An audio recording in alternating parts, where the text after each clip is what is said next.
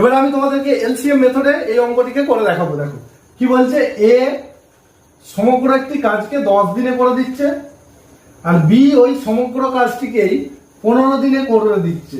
তো দেখো সমগ্র কাজটি কত হলে আমাদের 10 দিনে পুরোপুরি শেষ হয়ে যাবে, আবার 15 দিনেও পুরোপুরি শেষ হয়ে যাবে, সেটা বের করতে গেলে কি করব, এই 10 আর 15 আমরা এলসিএম বের করব, অর্থাৎ লঘিষ্ঠ সাধারণ গুণিতকটাকে বের করব।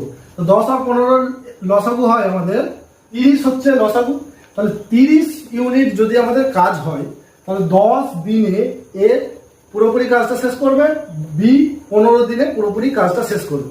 অর্থাৎ এই এ প্রতিদিন কত করে কাজ করবে, এ এক এক দিনে কত করে কাজ করবে না 30/10, অর্থাৎ 3 ইউনিট প্রতিদিন করবে। আবার বি এই কাজটি প্রতিদিন কত করে করবে না 2 ইউনিট প্রতিদিন হিসাবে করবে।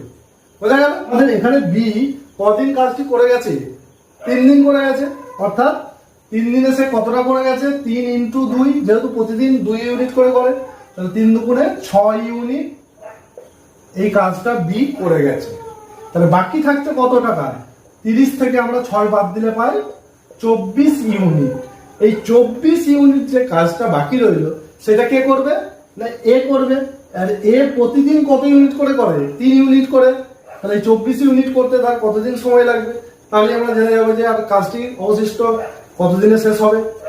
3 ইউনিট করে একদিনে, তাহলে 24 ইউনিট করবে 24/3 দিনে, অর্থাৎ 8 দিনে কাজটি এ সম্পন্ন করবে।